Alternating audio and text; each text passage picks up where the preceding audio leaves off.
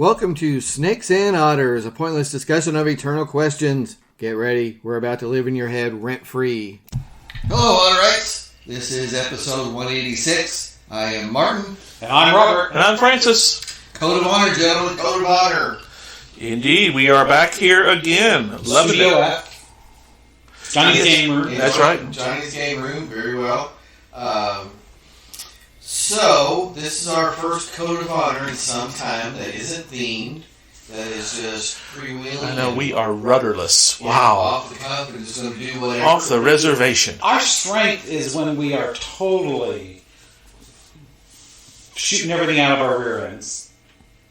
Visual I didn't need, but okay, I'll give you that. That's correct. Well, I could have been far more explicit, but it's the writer in me. I want to paint a picture with words. Oh, done. Absolutely. He is engaging the theater of the mind. That's right. Very well put, sir. Yes, You got that from Jenkins. Well, I got it from Jenkins. And It I works. from Robert. Yes. So. All right, so we you don't know what we're going to do. Nobody knows what we're going to do, but that's part of it. But we're probably just going to dive right on in. You think? I think so, because I just decided myself about 2 minutes ago. Okay, you got one. I've got something, so. Yes, so as listeners know, for new listeners, for Spragga, who has not yet heard this, unless she's listening to the old episodes, she does, but Martin or Francis will go first, and then the other, and then I will follow up to hammer the point home. All right. Even though we were choosing totally unrelated quotes, Yes. my job is to tie it all together with my quotes. Yes, and I have a touch amiss here, remiss. Robert's been discussing the new format, as he kept in the last couple episodes, and I did not. But Spragga, especially for your benefit, and I told you there'd be shout-outs to you in these episodes. New format, we're publishing only twice a month generally. Sometimes with the Hoopajube thrown in. Right? Doesn't always fit on a Friday. Sometimes it's Hoopajubes are going to show up on Tuesdays. Never know when You that's never know. coming. That's right. But generally, second and fourth Fridays, 6 a.m. Eastern. Our first episode of the month is always kind of that catch-all. It's going to be history and people and cultural history and all that kind of stuff. Philosophers, philosophy. Yep. That's right. And Pretty then, much anything except pop culture. But cultural history. Yes, Well, but not the kind of things we're probably not going to do our favorite movies kind of thing on that second. That's probably going to be a Hoopajube kind of thing. Yeah, well, we could. It's just, I think the only thing that's really out of bounds as far as pop culture goes would be like truly genuine of the moment pop culture. Taylor Swift. I was going to say we're not. I was just going to say we're not going to talk about Taylor. No. What about Kardashians? Can we talk about Kardashians? No. I mean, it's, yes, but not as an episode. We're going to talk about them as basically being a monumental waste of time. Then they may pepper in whenever. That's Yeah, right. I mean, We'll make fun of them. The Kardashians are a metaphor to us for everything that's wrong with modern society. I wouldn't say wrong. I would say useless. Useless, off the tracks, off kilter. Yes. Okay. Yeah, that which does not matter. That which is totally irrelevant. Ephemeral. Oh, very good. Very good. That's our third $10 word in 2 That's right. episodes. Now, which is not related to effeminate. Ephemeral, though. Ephemeral. That's right. Yes. That Having which, no something that- substance. Yes, Having no no substance. substance, not That's long right. lasting. Yes. Indeed. That is, of course, the one potential flaw, and that is they are long lasting. They will not go away. I know. It's like the clap without penicillin. Okay. Okay, there. All right. That's got that from a rifle, did you? In the Army? Okay. All right. Okay. Let's skip a bit, brother. Let's put ourselves back Yeah, to. so, who's going first? I think I will go first. Okay. Captain's prerogative. Yeah, and just kind of get this rolling a little bit. And then we'll turn it over to Francis. So I've decided to go back to the wellspring. I haven't done a PJ work in a long time. Still working through my grief. His passing at age 74 this past spring. Last year. Yeah. Yes. Last year. So, this is one of his, I think from one of his later things, later 90s, early 2000s. This is a comment on foreign relations. Okay, lay it upon us. 100 years ago, when foreign aid was unthought of, we were a respected and admired nation. After a century of philanthropy, everyone hates our guts. Ooh. I thought that one was particularly topical since we just had a visit from Zelensky, and that always seems to cost us 40 or 50 billion every time somebody picks up the phone to this son bitch. So, okay. What? Are you dissing Zelensky? I'd like to know where the money went.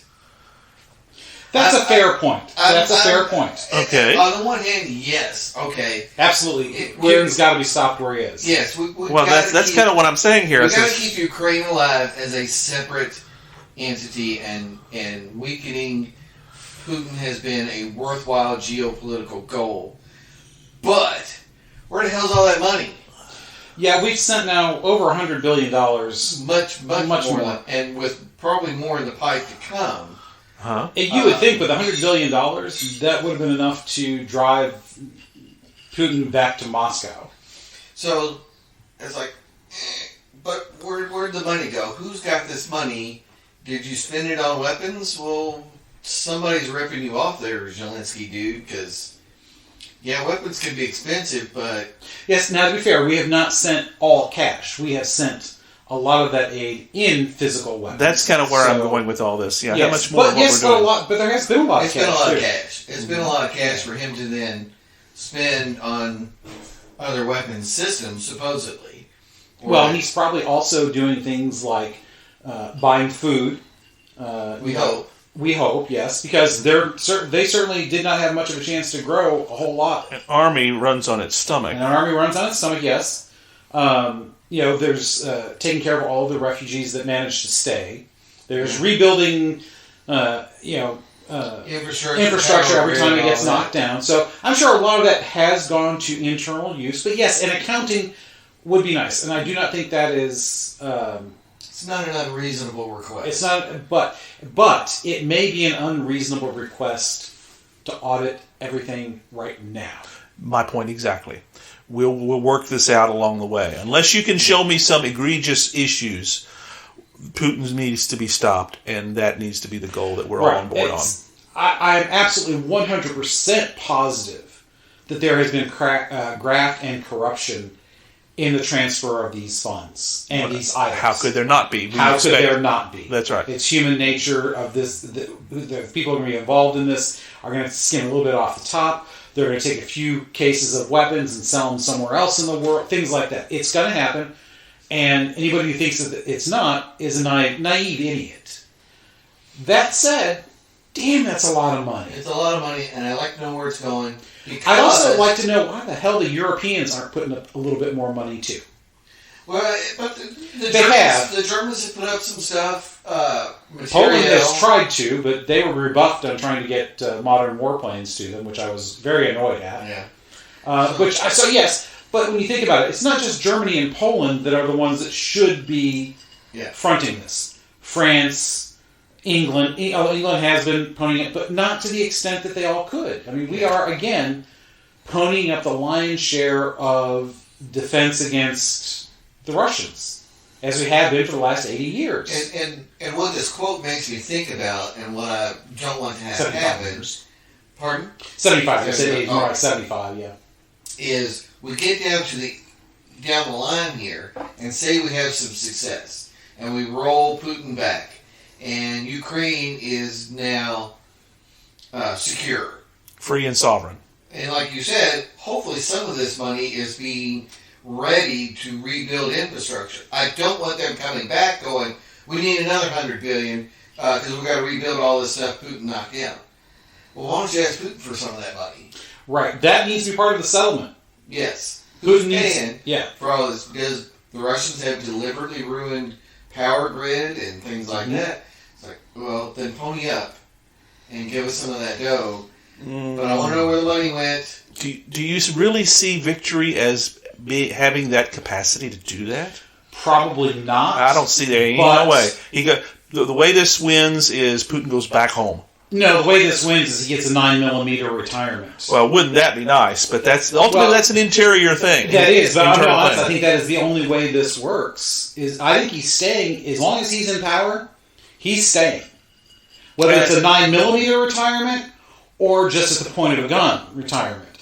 I think he's in it for the long haul. Well, as we are so wont to do, looking back towards history, there is great precedent for when the Russian leader becomes problematic to get his butt kicked out. Khrushchev, like they said during the press conference during the coup in 1991, which coup d'état does this most resemble, 1917 or 1964?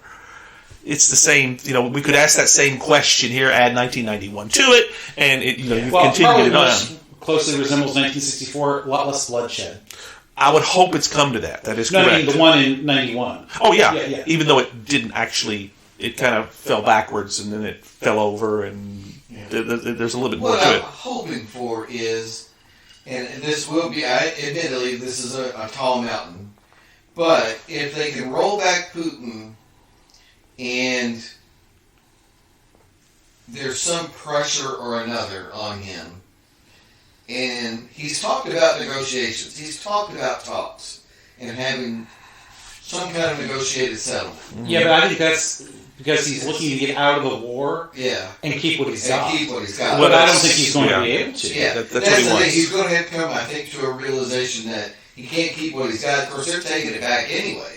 Right. But if they get to a point where they're taking everything back, and then he wants out because he doesn't want them moving into his space, which is a very real possibility. They've been striking targets inside of Russia.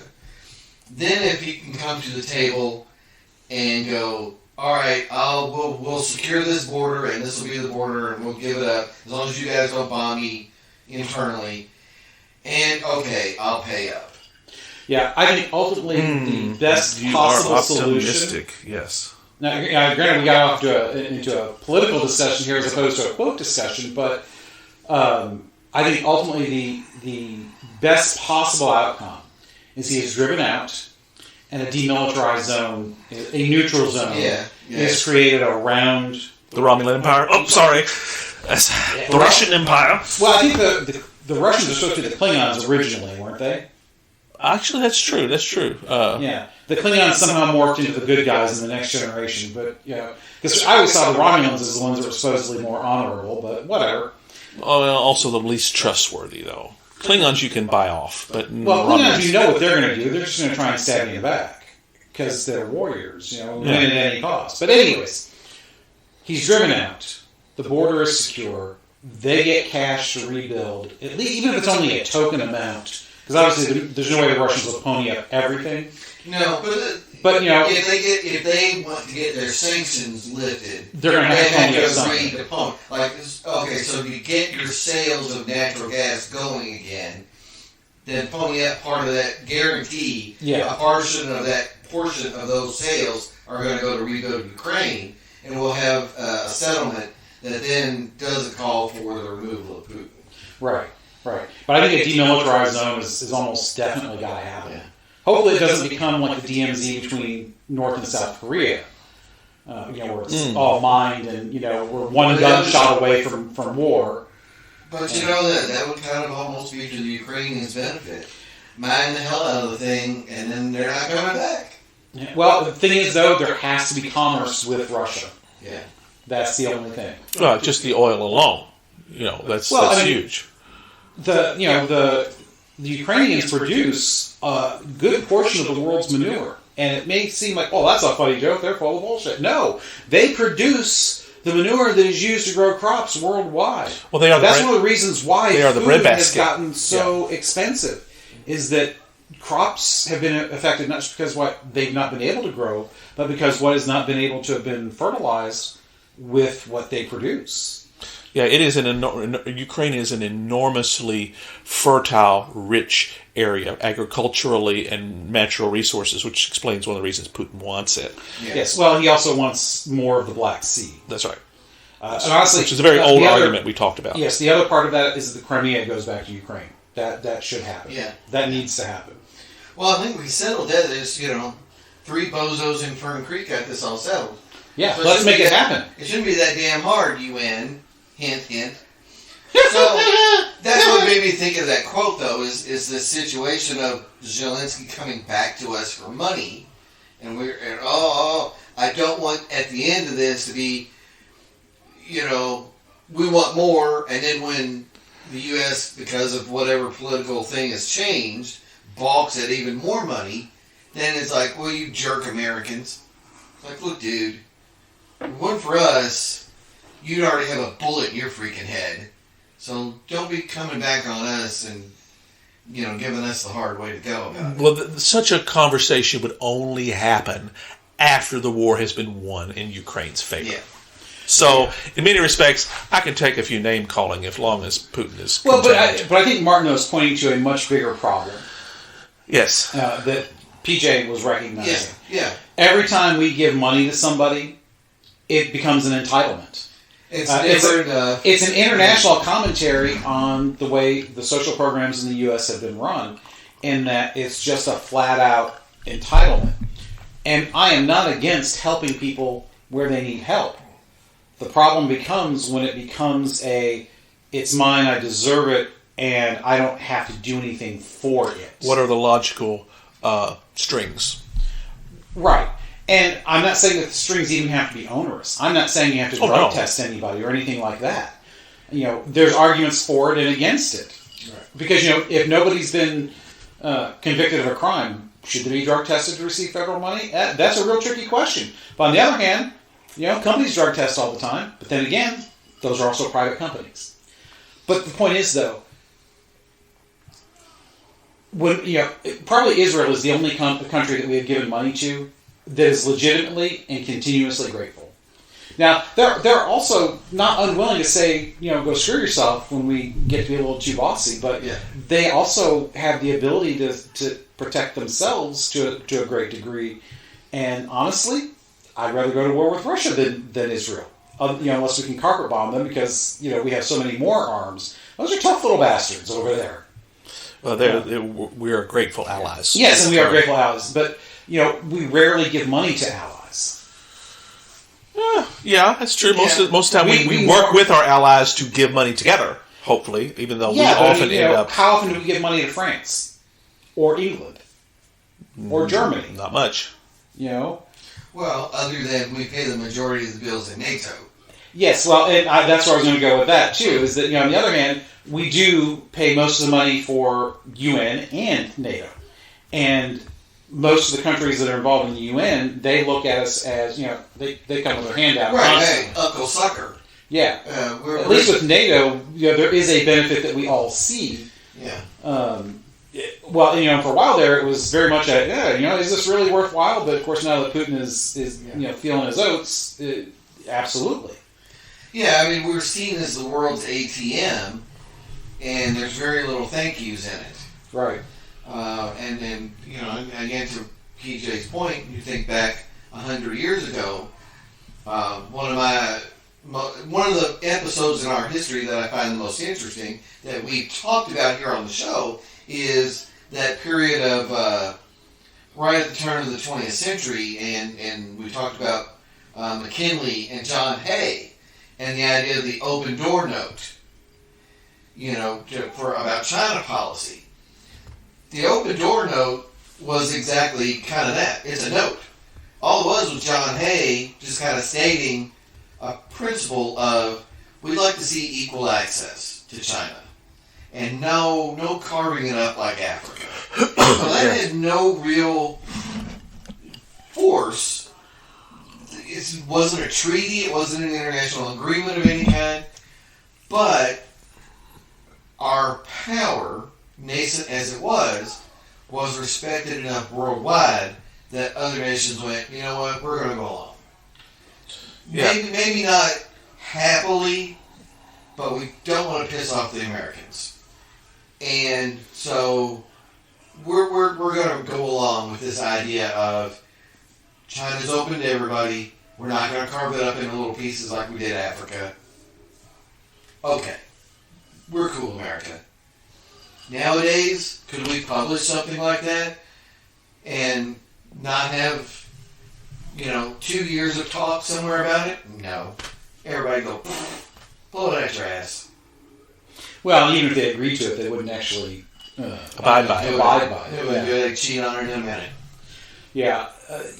I don't know that it's necessarily the fact that we've paid out the money that has caused this. There is a strong correlation, though. Yeah. Correlation is not necessarily causation, but there is a correlation. And once you start being the world's ATM, then like you said, it becomes an entitlement, and there's no gratitude for entitlements. Nope. You're just giving me what I'm supposed to have. Right. Why should I be thankful for that? It's inherent in the nature of the term. And like I said, I'm absolutely not against helping out people who need it. But yeah, I'm very much there needs to be a quid pro quo. Yeah, with domestic assistance, this should be targeted stuff. It shouldn't just be this blank, let's shovel money out about stuff. Well, that's all the government really knows how to do, though. Shovel money anymore. Shovel money. It's like, you know what? We need to be hanging on to some of this dough and targeting relief when the economy's bad. Don't just shovel money out the door and say, oh, well, if we do this infrastructure, this is going to bring everybody back to work. Well, maybe for a year or so, but that's not permanent stuff. Well, infrastructure only covers a small segment of the economy to begin with. Yeah. Very true. You're talking construction is not 60% of the economy or something. No. You're not going to rise and fall on whether cities are building bridges or not. And, you think, well, let's make something. Well, we're no longer a manufacturing economy anymore either. In a way, giving people money to spend is the only way that government can directly affect the economy in a short term. It's broken windows economics. Yeah. And that's a failure. We know that's a failure. Did you make that up or did you steal that? That's stolen. Broken window economics. Okay, good. That's a theory in economics. All right. Well, okay, it's better for things to be a disaster because then we got stuff to spend money on. And it'll promote all this economic activity. I was giving you the opportunity to take credit for that, and you honorably did not. Never do that. There's somewhat of a corollary to that, too, to this broken window economics. Malcolm Gladwell in The Tipping Point talks about very this. famous book. Uh-huh. So it did studies where in areas where homes and buildings and factories were abandoned, when all of the windows were fixed, things actually improved. Nothing else changed, but they got rid of the broken windows. They put in unboarded things where they're boarded, put in regular windows, and things changed. And you treat that with respect because that seems whole. Yeah. Whereas something that's boarded up or already is damaged, you're like, well, what difference does more damage do? Exactly. And that's why it's one of those tipping points that he was talking about in that book, is it's just a simple thing. Getting rid of graffiti. Just cleaning up graffiti is a simple thing that, or punishing graffiti when possible. Once it's there, there's nothing to stop from going downhill more. Right. So this stuff's got to get cleaned up. Are you listening, Mayor Greenberg? Yeah, I have lamented many times the destruction in Detroit. Being from actually literally born in Detroit. My family lived in the suburbs almost all of my life. It's actually a good thing that these buildings have all been razed because you're getting rid of drug dens and crack houses and meth labs, and you're replacing it, granted, with, it might only be one house left on the block, but that neighborhood is inherently better when they get rid of those buildings. Yes. Even though it looks bad, it's way better still. And that's a lesson this town needs to learn before it gets much worse. Because we've got this right now, this idea of, sympathy for these people that are outdoors. And, look, I get it. Try to house them. But you can't let these camps go wild. You can't. It's inherently dangerous just from the human aspect of it. There's a reason we don't currently live in tents. They're not safe for continual habitation. Right. They're not safe from a physical safety standpoint. They're not safe from a health standpoint. They are not safe from a weather standpoint. Right. And then beyond that, then you have that whole, well, if the government is going to let downtown get treated like a toilet, why should we come down there? Exactly. Well, you and that's want part us of to the come thing. down there for all these things and sports and entertainment and all that.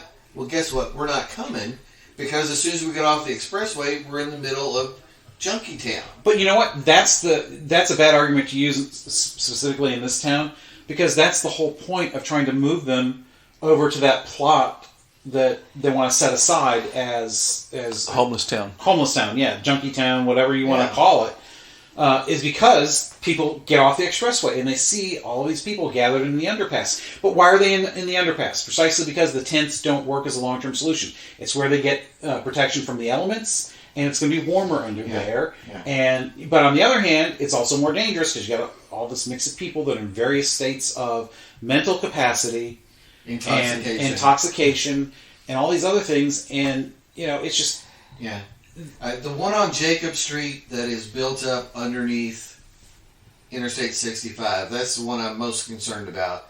Not only is it just drastically horrific looking, if you were thinking about having a business, moving your business to Louisville, well, the Broadway exit's one of the ones you're going to get off of the interstate coming from the airport, and you're going to see that and you're going to go, well, maybe I'll give Nashville a call. Maybe I'll give Indianapolis a call. The second thing is, in this weather, they have built fires overnight all the time. Yes. One of these days, those fires are going to spread to the tents. And I'm surprised it hasn't happened yet. I'm amazed it has not already happened because the tents are all up along the embankment to the expressway, all on the sidewalk, and it's going to be a horrific loss of life, and everybody will be crying about it. And it's like, well, yeah, but you let it happen. You let it happen. You want to do an investigation, and why did this happen? It happened because you let these people here in these tents. Clear this stuff out. Let me play devil's advocate, Mr. Libertarian. Mm-hmm. The only way that you change that is you're going to have to force these people. Yeah. You're going to have to clear it, and you're going to have to get there before it restarts and keep it cleared out. Right. So, this is a massive government intervention. Relocation. Concentration. There is housing. There is, the other tent place, again, is a monitored and controlled location. You have to check in and out of the one. The city spent $1 million on pallets and tents, and there's 48 of them or something. It's over. It's a little to the east of the expressway. It's not visible right from the expressway. So they have that transitional housing going. Such as it is. It's not really housing, but yes. But it is a transitional spot to get you into other stuff, and there's other housing available. The problem, though, is that, and this is true not everywhere where there's a homeless issue, it's not just here, is that you can make somebody leave their tent, even if you bring all their crap with them, but that rarely happens. Yeah. When they're forced out, they're just gathered up and then everything is just bulldozed into a trash pile. There's no way to guarantee that they will stay unless it becomes a lockup. Yeah. So even if you move them into an actual apartment, most of them won't. They don't want that. Well, even if they did, they're more likely to burn down the apartment building. A good number of them, because they're not used to cooking with a stove. They're not going to be able to buy groceries. With that. So, like it or not, nonconformity amongst the population, a percentage, will always be with us. How we treat them says less about how they are than about how we are. Yeah, there's not really a good solution that I can see for any of it. But there are problems with the government approaches. Absolutely. Yeah. Well, and it often exacerbates the problems it's trying to solve. Yeah. You have to solve what you can. You can't necessarily change the attitudes, or you might not even be able to get them off of whatever they're on. But you can keep the city cleaned up. and you can keep them at least somewhat safe. Honestly, Right now, the situation under Jacob Street is strictly not safe, and it's a huge mess. Honestly, I don't know that I agree that you can do either of those things ultimately. Yeah. Not without incarceration. Yeah. Oh, yeah. I don't know that you can do. And nobody wants to talk about that because you're talking about reenacting vagrancy laws. Yeah. That is the only way you can incarcerate them for what? For what crime? You have to create the crime for them to be subject to it. Vagrancy laws. Yeah. Yeah. Well, either that or you have to commit them and put the ones that should be under mental care back into the system. Yeah. But that's a huge expense. A system that's already overloaded and underfunded to begin with. Right. And that's a huge driver of people on the street is the end of involuntary commitment. Yeah. Or some kind of assistance they either no longer qualify for or whatever. Yeah. Because a lot of these guys are veterans. And, not all of them, obviously, but, veterans, the fact that we have a huge veteran homeless population itself is damning. But and like you said, there's an element of nonconformity to this too that is some people don't want to be helped. Right. I mean, that was in. I will not forget this. It was in one of the local TV stations with their article about these homeless camps. On their website, they interviewed somebody who said, we could get housing, we have money, we get a check, we just don't want to fool with it. In other words, we don't want to be responsible for paying taxes and paying our bills like regular people do. We'd rather... Right, because, having a house, that creates a whole lot of obligations. That's correct. Even having an apartment. A house or an apartment, yeah. And having an actual home creates an awful lot of obligations. Yeah. An awful lot of responsibilities you have to take care of, even if it's just paying your utilities, your rent, your water bill, your cable... So unless we're willing to pick up the bill for all of that, and even then, I don't know that it's a solvable issue. Yeah.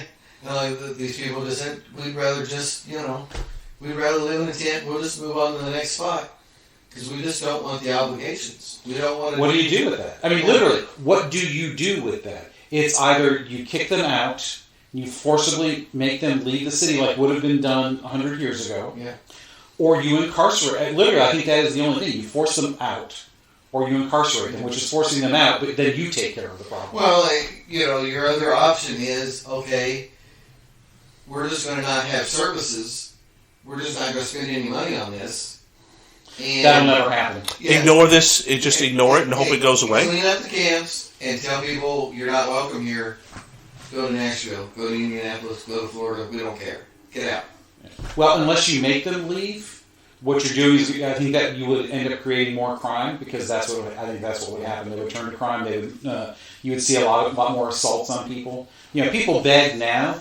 I think it would get forcible if you stop giving them any kind of money. Again, there's no good solution. Yeah. And part of this too is, a few hours at the bottom of an expressway ramp is all cash income. Yes, it is. It's non-taxed, unknown to the government, cash income that you can do whatever with. Yeah, which makes a whole lot of guilty liberals feel good about themselves for giving money to the homeless.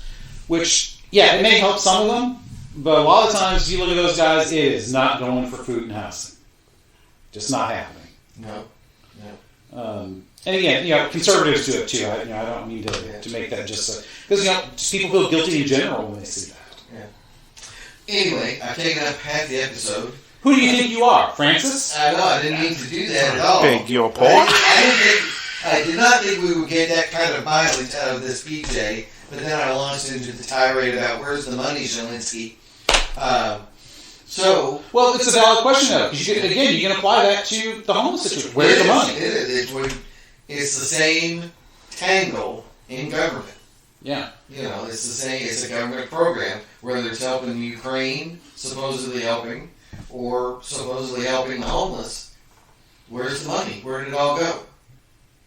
It's like Reagan said, what are the most fearsome words in the English language? Hi, I'm from the government and I'm here to help. Yeah. And that means we're going to cost everybody a heck of a lot of money. And not solve anything. And not know where it goes. Not know where it goes. Francis Mann, I have taken up 30-some minutes here, so... No, that comes after you. Oh, I was going to say... after you. Because that's the palate cleanse before we go into Okay, all right. Well, then I was going to suggest a bourbon break, but I guess we can go on this. I'm going off the reservation, literally. Can we say that still? Sure, it's become part of our I think that's lexicon. cultural appropriation. Well, it is what it is. No, not in this case. Hey, if people show up with picket signs outside Studio F, don't blame us. We tried to warn you. Well, because it is a segue into who I'm quoting from. Oh, you're going with that one? I'm going to go with this one here. I'm going to go with a non-quote. A quote that probably didn't happen. We have no idea It's what a paraphrase happened. of what did happen. I guarantee that. That's correct. Something was said. We just don't know what it was. All right, because now where the historical T-shirts is where we found this. Yes, historytees.com. All right, now you can get all sorts of really cool different quotations from various historical people on T-shirts that may or may not have been true. This one here probably was not, but as Robert so pointed out, something like this got said. And the quotee, the individual who said this, is George Armstrong Custer at Little Bighorn with his 7th Cavalry. And the quotation that is assigned to him, which we can all agree on, was simply 2 words, uh-oh. Uh-oh. Yep. Yes. Faced with unbelievable, unexpected opposition, he says those magic words, uh-oh. Yes, there's probably a cultural expletive in there as well, but yes. That's right. Because sooner or later he had to know this. Your butt is toast. He had to see that at some point. Mm-hmm. Despite all the movies like the Errol Flynn movie that tried to portray him as this heroic. Custer's Last Stand that we've seen in the movies and all that stuff, and in all the newspaper accounts at the time, and even many of this historically researched information about the guy, there's no question at one point you have to realize that your number is up, buddy. He kind of got what he deserved. He kind of did, yes. He was putting a stick through the bars that didn't need to be. He didn't need to be agitating those folks that way. Well, and I think that's continue, brother, because I think that's exactly where I'm going to land on this. Anyway, I think that was the most useless entire concept that went on. Yeah. And if you study the Battle of Little Bighorn at any length at all, and I've been there, I've driven that ground, it should never have happened. It really wasn't. It wasn't the tensions that were going on at the time did not warrant what the United States government put forth. Yes, the U.S. response was basically burn everything to the ground. That's right, and it was take your cowboys and burn them down, Ike, kind of response, and it wasn't necessary. Well, that's exactly right. Well, you can take it depending on how far back you want to go. You can make the argument, no, what we were doing was not appropriate response to anything. Yeah. But on the other hand, you can also make the argument, was their response to the situation appropriate? You can make, based on past history, oh, hell yes. Yeah. What else would they, because if we were in their shoes, we would have done exactly the same damn thing. Yeah. There's a very interesting military aspect to the battle. One of those, firepower over accuracy kind of debates that you have sometimes in military circles, but Custer's troopers, armed with, I believe the term was a trapdoor Springfield, 45-70. Right. Very high caliber, potent, reach out to 300-400 yard type ammunition, but single shot. Mm-hmm. So, you're cycling in action, reloading, firing, cycling in action, reloading. And they use those tactics, spread the guys out, hit the natives at distance. Right. Problem was, being outnumbered, couldn't get them all. Right. And the natives were using... Not just outnumbered, but very quickly surrounded. Yes, the natives were using Winchesters. Right. Right, repeating carbines. Repeating carbines. So they couldn't reach out to the same distance, but much more firepower. Right. Bam, Quantity has a quality bam, all its own. Once they were inside the perimeter of that reach out and touch you weapon of the 45-70, they had an advantage, the firepower advantage, and that led to the wipeout of the 7th Cavalry. Mm-hmm. Yeah, and it was a perfect storm of disaster for Custer for a lot of reasons. Not the least of which is you have these. This wasn't just one tribe. They had so pushed and pushed and pushed that these tribes had traditional animosities and rivalries. Set that all aside, to bloody the nose of the U.S. government. And they had been provoked highly up to this point. And that's part of the backstory that really should be understood. Yes, they had been provoked from the French and Indian War on. Right. In particular, though, Custer's 7th Cavalry, very much guilty of walking up to villages, shooting everything that moved, and wandering off. Yeah. Which is ironic because he was also one who tried to make peace with many of the natives. They called him, Flame Hair, the son of the morning star. I mean, he at one part of himself, he wanted to be this great peacemaker that brought peace to the area. But he was a glory hound too. That's exactly where I was going. It's right. I don't think that was quite genuine. I think whatever got his name in the papers is what he would do. Well, yeah. And therein lies ultimately the seeds of his own defeat. That I think is a fascinating study from the boy general who wasn't. I don't think he was all that clever.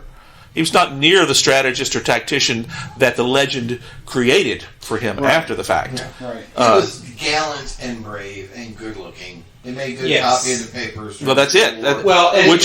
He was very middling in his West. Which kind of goes to the point I'm trying to make is how it's the Kardashian syndrome. All you need is the looks and the press, and you can go a long way on good press. And that's he did have the accomplishments of the Civil War. Yeah. He did rout Stuart's cavalry at Gettysburg. He did. That is no mean feat. Now, granted, is not exactly catching Stuart on his best day.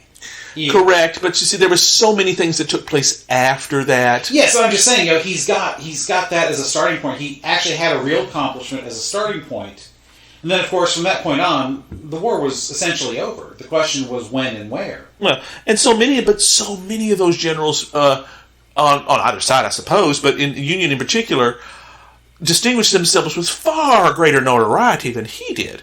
Yes, but again, he and his wife were very keenly aware of his reputation. Libby was she was his biggest promoter. Well, and that's therein goes back to that good press item here. Yep. You can basically have nothing to say if you look good enough and have somebody that writes well about you. Well, and I'll call that the Kardashian syndrome. And when you think about the time, obviously there is no soundbite. There's no YouTube video to catch him doing anything wrong. And the journalists of the day were more than willing to cooperate because it made good press. Well, that's it. Sold papers. There's no Twitter to go back and see that he said something awful about somebody. 400 years ago. So he was born at a time where somebody like him could easily make themselves even more famous than they already were, due to the position he had. And he was hunting the red man, and Americans north and south saw that, because especially the Southerners, they're going to look at anybody who's not a white man as somebody who needs to be subjugated. Well, it's very, and I'm glad you brought that up, because in many respects, the tragedy of Little Bighorn as a crucible and an expansion of all the Indian Wars, which were unconscionable, awful on our part, have their birthplace in many respects in two places. One is in Southern slavery, but second in the Civil War itself. Because we've had an institution for hundreds of years that speaks that some individuals who do not look like us are subhuman and must be either conquered or destroyed, as well as the fact that we like going out and beating the snot out of those that don't look like us. Yeah, that's a human thing, not just an American. Well, that's correct, but it has been fed to the point where it is a monster coming out of 1865, and you have all these individuals moving west, mind you. Yes, that have, the irony is that no small number of members of not just cowboys, but the Union armies that would be in the West would have had some Confederate veterans. That's correct. And even if they weren't, even if they were strictly Union, they have been bloodied at this point by what, if not personally, then certainly collaboratively, corporately, by what they do. And I mean, the entire concept, Little Bighorn, is just, like I say, a crucible of a larger issue. That you're right. We have been. We have mercy on us, Lord, for we have sinned. Well, and to go back to your quote, yes, it's very tongue in cheek. It is, but it's brief, and brevity is the soul of wit. To me, that quote, what makes it, even though it's most certainly, he did not say he said something else, I'm sure, but it is the sudden realization that everything you have done to this point has gotten you to where you are. Mm-hmm. And it's not a good place to be. And it's not a good place to be. Now, he may or may not have had that kind of an epiphany, because that's pretty self-aware. And honestly, I'm not entirely sure that Custer was that deeply self-aware. I'm not sure he would even have had the time at that moment, because he's more concerned with... At some point. But there is bound to have been a moment when he rode up to his second, or a second rode up to him, and they started looking down that hill and went, oh, that's not looking good. It's like, wait a minute, how many different Indian tribes are represented over there? Oh, wow. We've massacred every one of those lately. It's a classic, reap what you sow, wages of sin. Comeuppance. Yeah, sort of deal. For the 7th Cavalry. Yeah, and in many respects, he stood in place of the entire United States that pushed that forward. And ironically and tragically and unconscionably, we sainted him for it. We turned him into a martyr instead of. I think that we have reconsidered that in the last year and 150 years. Always a danger in turning a dumbass into a martyr. Interesting. Very well put. That's right. That's very pithy, but honestly, very, very true. Yeah, I mean, it fits as much as we would hate to admit it, because Custer's seen as a great American hero. But really, when you think about it, the guy gets massacred. Why is he a hero? He brought it on himself. That's right. Exactly. Other than the fact that yes, he was ambushed by these people who were considered the enemy, and gave his life in defense of his country. Well, that's all bullshit. Yeah, but the last part. The country wasn't threatened by these individuals. Sorry, not happening. No. And it was a campaign to just steal land that isn't even to this day really all that super occupied. Right, and really not worth that much. Other places. Well, there was the Black Hills was considered to be a place where gold could be found at that time. Yeah. Because some had been discovered there. That's which in and of itself is simply a ginned up method to say, let's go to war and massacre these people, instead of assimilating and trying to share. Well, and the stereotype of the raping, pillaging, drunk Indians, that's what was played up. Mm-hmm. Absolutely. Even though the drinking and the pillaging and the raping was probably done more at this time. Certainly done, I'm sure, by Custer's men and other members of the army who were sent out there, because that's just what they did then. Mm-hmm. That's right. And that's what armies tend to do in those kinds of situations. It's a sad fact, and the fact that we try to limit that nowadays is a testament to how far we've come. Because generals find out about that stuff, at least in the U.S. and most civilized countries. That shit don't fly. Not anymore. Yeah. Well, it used even thousands of years ago. I mean, you catch that going on, and depending on, Shakespeare writes about it in Henry V. Rob a church, we're hanging you. It happens. Well, yes, there were standards. It depended not entirely, but to a good deal, whether or not the city you were investing, trying to siege, resisted. If they resisted past the point at which they should have, then all holds were barred. The only thing it happened as recently as the Peninsula War. Badajoz, which was a great Spanish fort that Wellington besieged for so long, they resisted for a long period of time, and even Wellington himself said once they broke in, he couldn't stop them. Right. Now by the next day he had control, but that night that they broke in, a lot of things happened that Wellington did not permit. He very much held his troops in control. It was very much about what are your goals here? What's the objective? But traditionally, though, leaders of armies, if a city surrendered, showing a token resistance to be able to save their honor, they would often be limited in the harm that would come to them. Yeah, and there would be a negotiated surrender. And there would be some destruction of property, because that's always going to happen. But it's very minimized. There's very little raping and pillaging and looting. Yeah, and most of the time... You're probably never going to get rid of that historically, but nowadays... Yeah, no, we don't. Well, it takes brutal discipline to prevent, and Wellington was not shy about that. I mean, he'd hang them quickly, and that he was very, very brutal. He had to be. Bonaparte was less so. He was one that would kind of encourage that. He wanted fear. Well, it's because he had that Napoleon complex. Yeah. Well, Peter worked to his advantage. Because Correct. It meant the next city would give in. That's right. And that's part of the reasoning behind it. Yeah. Burn one, the next 2 or 3. Well, yeah, but he was a conqueror, and Wellington was a liberator. And it seems semantics, but ultimately that was their philosophies when they went into this, is that, no, we are taking back what is ours, and we're freeing you. And ultimately they did. They didn't stick around. They made sure that things were secured and went on. But anyway, we've delved into... I feel like I've abdicated my captainly duties here. Let's take a bourbon break at the 50-minute mark. And again, a shout out to Spragga in NYC, our new fan and new friend of Snakes and Otters. We told you don't be afraid of inexpensive bourbons. And I just polished off the last of Francis's Henry McKenna, which is like an 17, 18? Yeah, about slightly under $20. That's right. And very good. It was recommended when I purchased it. Yeah. I don't remember the location I was at, but I was asking. We just happened to be talking with one of the individuals. Said, "Oh, here's what you need to try." Yeah. Because for the price, we get a lot of feedback on that from lots of customers that really, really like that, and so we did, and we have not been disappointed. But please, it's smooth, nice sweetness. The sweetness is almost kind of a brown sugar. And it balances the oakiness and the woodsiness of it really well. Really nice.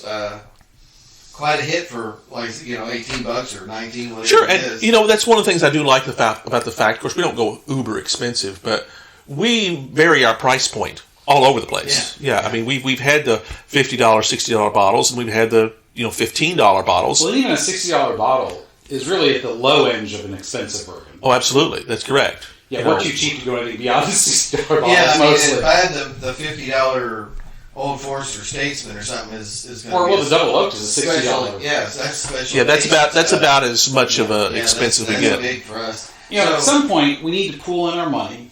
Throw in $30, $40 a piece, and just go buy the most expensive bourbon we can find with that money, and do that for that month's shows. I love that idea. I love that idea. Yeah. So, another shout out to Spragga. Don't be afraid of inexpensive bourbons. So, you guys poured the same thing, right? Again, we did. We are finishing off the last. So we finished off 5 bottles today, right? We have. That's correct. Now, it doesn't mean we drank 5 whole bottles of bourbon today, because we would all be passed out dead drunk. And have a very poor showing on the podcast. Yes. And that can't be. We might not know the difference. Right. It might be even funnier, at least to us. That's right. But yeah, so there's very little. Just enough for us to each have a couple of snoots out of these I had bottles. several on the shelf. I'm saying, guys, let's wipe this clean. I think Right, we did a similar thing at my place a couple of terms ago at my place. Finish off Francis's bottle. So, like I said, I finished Henry McKenna. We finished Old Barge. 1920 Old Forester. And now we're on the 1897.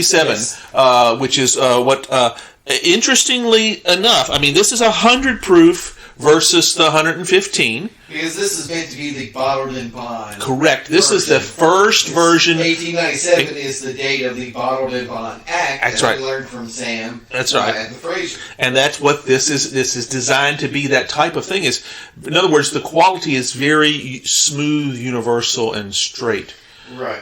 It's a consistency bottle to bottle at 100 proof. That's correct. And other than maybe the age or whether or not they want to go through the process, I would say probably most bourbons meet the bottled and bond standard nowadays. Just not all of them have it, but this is a historic bourbon for the reason that it's because Old Foresters, we found out they're the distillery that caused the act to come into being revealed. Yeah. Because they were trying to get bourbon consistency across the country, which fascinates me. Sales, the first bottled stuff. Yeah, and they shipped out in barrels that could be adulterated. That's a very good word. Very good word. And that's and as they explained to us on Saturday, the further away from the production point you get, the more likely for shenanigans to be happening. Yes. And it's the ultimate quality control. Shenanigans on your bourbon. All right. It's ultimately a quality control measure, yes, and a branding measure, which yes, is long before that was even a word. Most likely, branding in those days meant what you did to cows.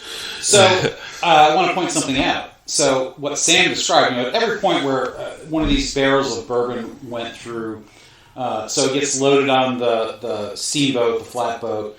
The captain's going to siphon off the equivalent of a couple of bottles out of, if not every barrel, then several.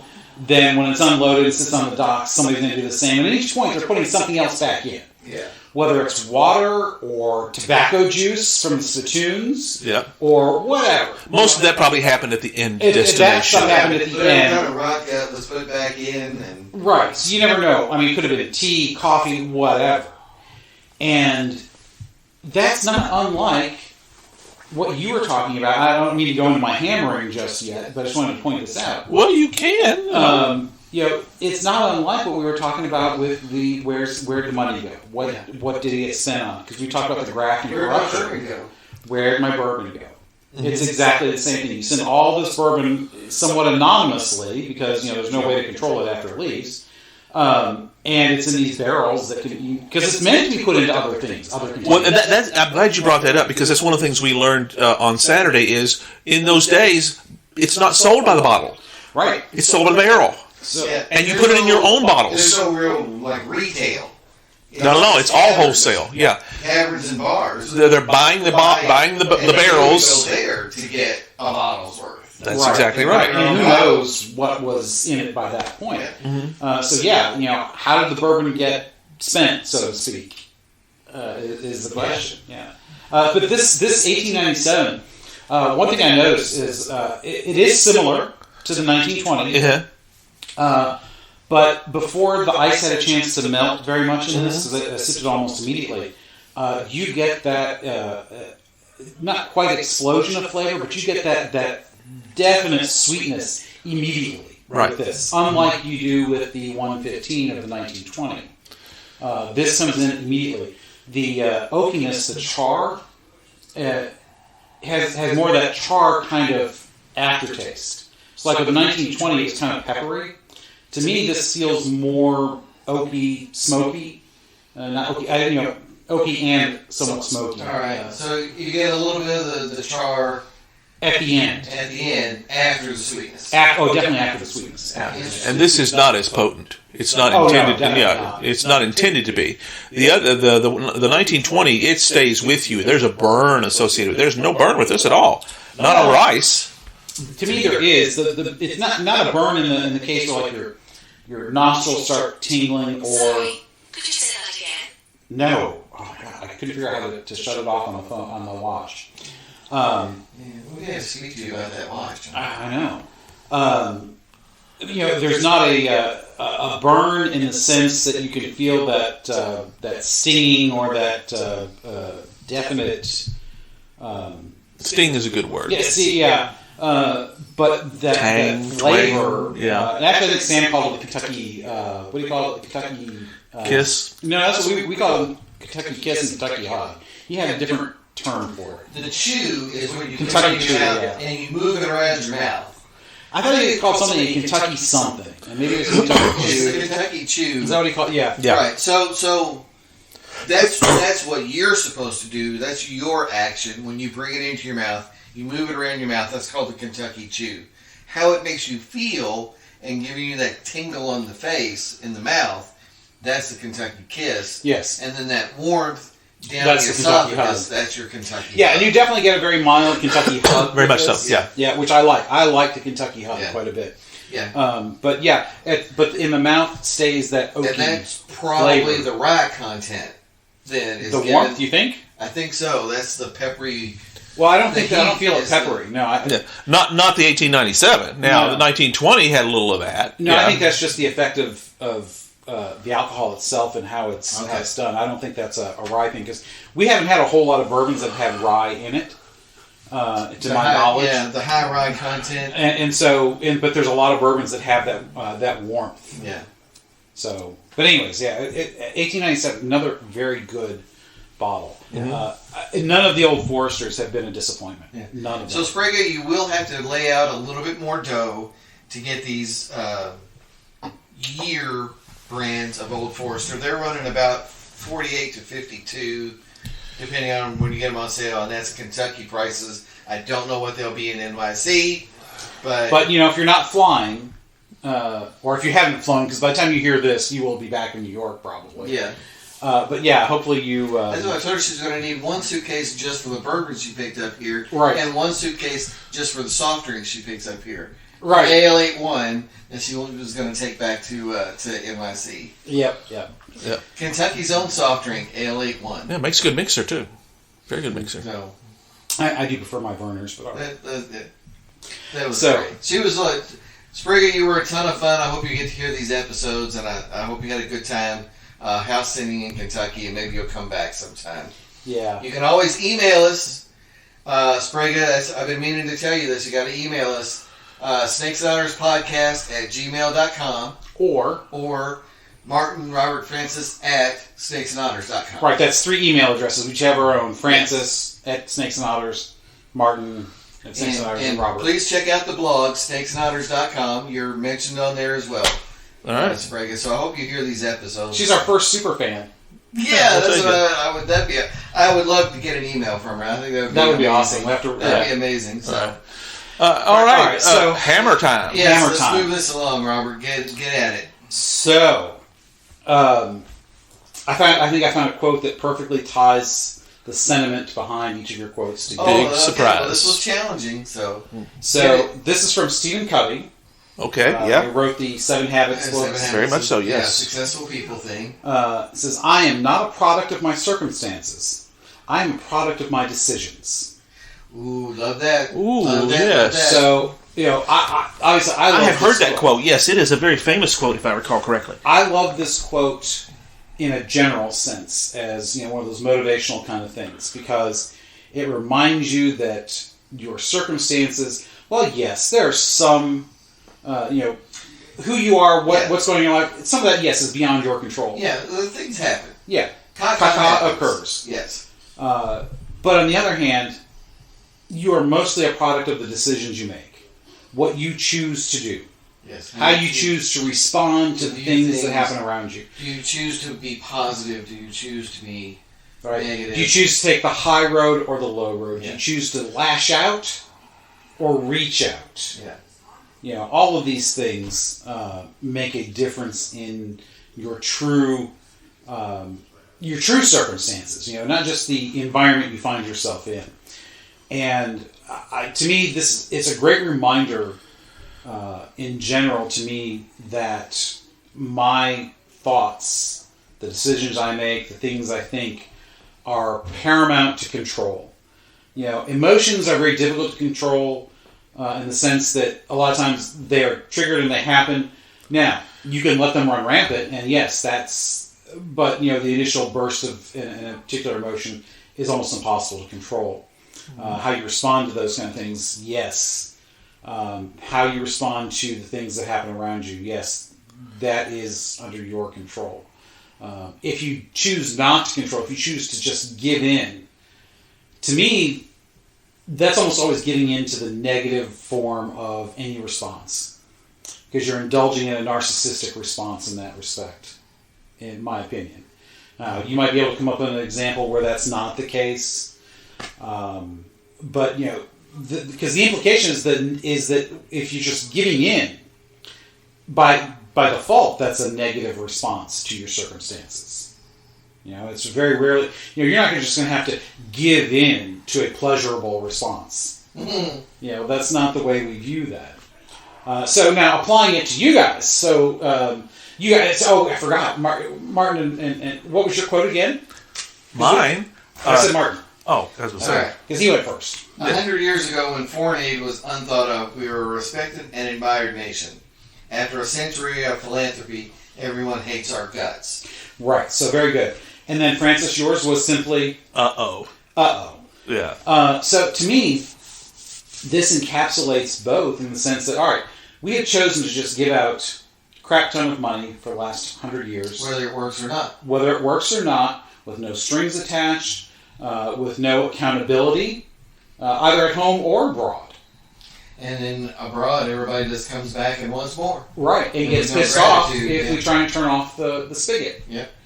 And that causes problems at home. So once you start giving, if you try to stop, that foreign aid, it causes sometimes more problems than you were trying to solve. And as we talked about, sometimes that happens domestically too, when we just throw money at problems. I don't want to even put it in terms of helping people with welfare checks or whatever, because that's even more granular. Yeah. Just this whole idea of, well, there's a problem. Let's pass a $2 trillion COVID relief bill and see what happens. Here's a problem. Let's throw money at it. Maybe that'll work. And without and I've always bristled at this, but generally the American first response of, well, we need to do something about this is not a bad one. No, it shows a good heart. Yeah, but it's always empathy. We need to do the right thing. We need to analyze this, think about what's going to happen long term before we do something, and we just don't anymore. Yeah, we just, here's some money, whoosh. Well, part of the problem is that build a bridge, pour a road, whatever. Unless it's a very localized problem, like the guy next door, his house burns down. Yeah. I can help him because I'm going to put a Stanley up for the night, or I know that Fred wears the same size clothes I do. Here's some shirts and some pants because you got nothing but the underwear you're wearing. Yeah. Otherwise, all we can do is send in money to some central agency to try and help alleviate suffering. And so, because now we tackle such large problems, not just statewide, but nationally and globally, that's all we can do from our perspective. And there's no control over that. And so the result is that, that's our decision. We send money. And the product of that is, the fact that everybody hates us.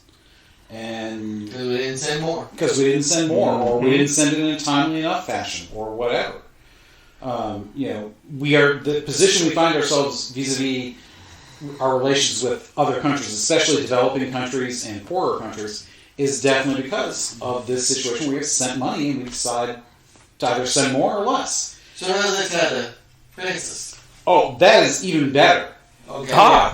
Because if Custer hadn't been a dumbass going around slaughtering Native Americans, they wouldn't have all gotten together and slaughtered his ass. He most definitely found himself in a situation that was a product of his own decisions. Yeah. I mean, that applies to him 100% more so than even your quote. Yeah, I mean, historically, as all those darn Indians massacred this poor innocent Union officer. That's a total bunch of crap. Mm-hmm. He brought it on himself. He shit in the pot, he's going to have to smell it. It wasn't just his fault. I mean, he was part of a greater and larger movement on that. Well, yes, and certainly the federal government did not, look at what he was doing and say, "Oh man, maybe you shouldn't do that. Maybe you need to come home and let's talk about Let's reel it in, George. Reel it in." He was out there with no control of it because of the nature of communications. And he was not. His commander was actually out there. He just kind of blew him off. Yeah. And he a lot of that could have been avoided if he were not such a glory hound. Yeah, that's one of the things that contributed. It's complicated. He ignored orders and just did his own thing. Yeah. Now, ultimately, because we're talking about a man in the military, we can make the argument that it's not just his local commander, but it's Commander in Chief. Commander in Chief. I don't know that we didn't have a Joint Chiefs of Staff at this point, but we would have had a General of the Army. Mm-hmm. It would have been Sherman or Sheridan. It would be It should have been. You're right. Sheridan followed Sherman. I want to say it was Sheridan that was in charge. Really, of this I thought place. Sherman was still that late. Yeah, and maybe so. It was still one of the two. One of those two very experienced Sheridan generals. Was very, very much a non-Native American. Correct. He was the one that instigated a lot of the Indian Wars. Sherman wasn't their buddy. Yeah. Sheridan was let's burn everybody down. You make the argument that was Sherman's approach to things too. Everybody in Atlanta will tell you that. But yeah, certainly those in government were not saying, this is wrong policy. Yeah. So ultimately, from a moral standpoint, ignoring orders, he could have been court-martialed. Yes, but nobody was going to do that. Because, well, he'd have come out smelling like a rose once the press got a hold of it because he was a darling at the time. Yeah. And that's why he wouldn't have been court-martialed anyways. He had already gotten into some trouble before on several of things. Well, that's the kind of thing. And they were slap on the wrists. Yeah, what had happened. If it gets to the point where, look, we can't have this anymore, George. We're going to send you to West Point and let you be commandant there for the next 10 years or something until you either decide to retire or whatever. Yeah. Which would have been seen as a plum position, something like that, because it doesn't hurt anybody. Yeah. But you can't hurt him. Well, you can, because think of what influence he could have had on the officers coming out of West Point. But at the time, it would have been seen as both a punishment and a plum assignment. It would have taken him out of active command, which would have been seen as a punishment. And then he probably would have just done a year, maybe 2. He would have gotten the opportunity for a private sector. Most likely. Some kind of... He could have also run for office too. Some railroad. Is what would have happened. He would have been brought into a railroad management position, something like that. Which would have been probably just as disastrous. And then, like you said, run for office. He was from Ohio. Michigan. Yeah, Michigan, but he spent a lot of time in Ohio. Yeah. Yes, well, that again, consequences of his decisions. If he'd spent more time in Michigan, he probably would have been such an asshole. Oh! Ouch, yes. Quite the burn on Ohio. Wolverines! Even though we lost. Horned Frogs. I was very gratified to see my anti-Big Ten bias confirmed over the weekend.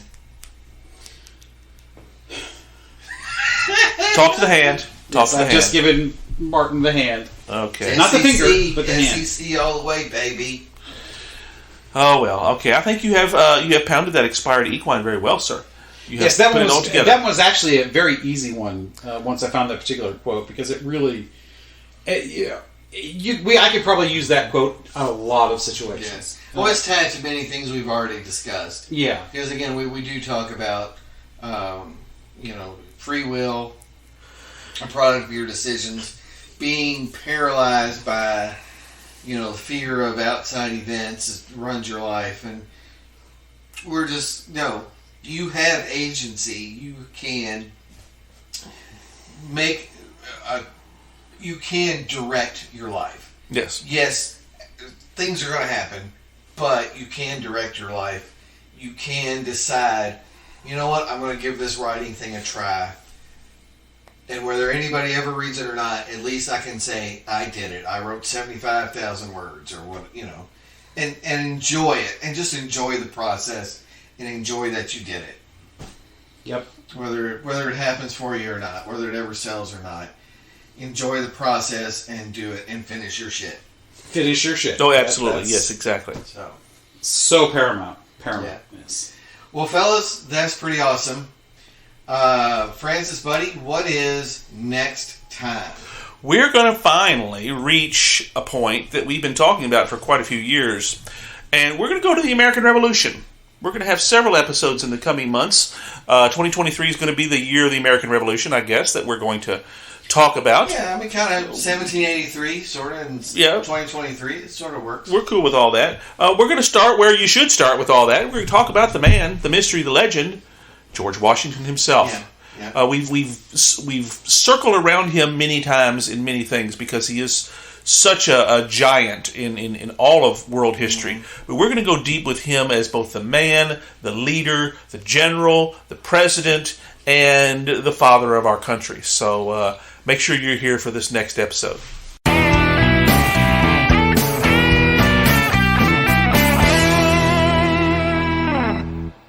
Hope you enjoyed another pointless discussion of eternal questions.